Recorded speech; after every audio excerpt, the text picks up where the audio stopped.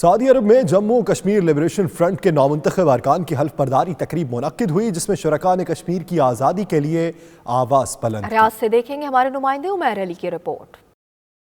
سعودی عرب میں Jammu Kashmir liberation front کے نومنتخب ارکان کی تقریب میں حلف برداری ہوئی، جس میں شرکاء نے مقبوضہ کشمیر میں بھارتی قابض فوج کی جانب سے پرتشدد کارروائیوں کی بھرپور مذمت کی۔ دارالحکومت ریاض کے مقامی ہوٹل میں منعقد ہونے والی تقریب میں شرکاء نے کہا کہ ہمارا کوئی سیاسی ایجنڈا نہیں ہے، ہم محض کشمیر اور اس کے عوامی حقوق کی بات کرتے ہیں۔